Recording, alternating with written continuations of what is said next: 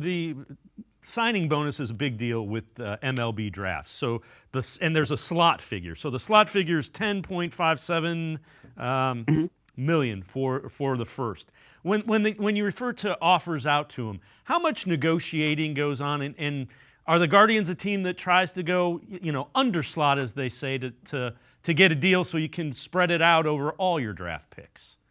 So just about every team that's picked first in this new era has tried to do some kind of deal.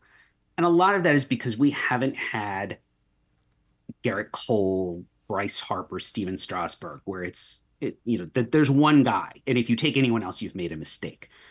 I don't really think that's true this year. I think if you took anyone besides those two guys, it would probably be a mistake. And Cleveland has not drafted this high in forever, right? I actually would Correct. have to look to They see have when not. was the last time they drafted this high. They Certainly they not in this they have era, right? they have never In this they've never in had the number one overall pick. They've had the number they've right. had the second overall pick. I think it's 5 or 6 times. Okay. And none of this has occurred in this new Correct. bonus pool era where they drafted high and pursuing this strategy that we are talking about here makes sense. I think in a year where, unless they internally have said, this is the guy no matter what, there's no alternative, which by the way, you don't have to tell the player, but internally you might think that. Unless you really believe that, you should shop around. You should identify your 2 or 3 guys for the first pick and say, here's what we're offering.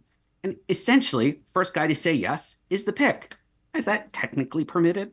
No, not before the draft.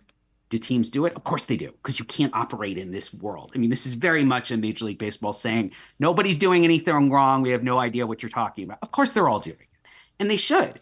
And if you're in Cleveland's situation, you should essentially say, we'll give you $1 more than the slot bonus recommendation for pick number 2. Whoever takes it, that's our guy.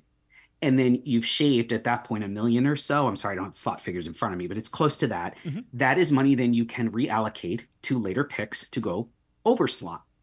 The one caveat is this is not a great year for those types of players, that second category, who tend to be high school players with strong college commitments who are probably first round caliber or at least expecting first round bonuses. But the way the board lines up may not actually end up going in the first round because it's a really weak high school position player class.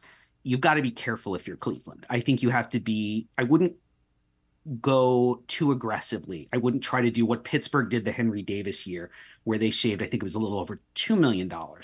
And they did do well. They nabbed a couple of really good high school pitchers with some later picks, and one high school position player just can't stay healthy, but it was a good pick at the time.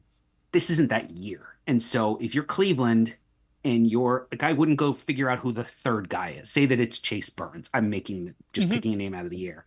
I wouldn't try to save more money to get Burns and then go try to do better with these later picks. I don't think this draft class offers that opportunity.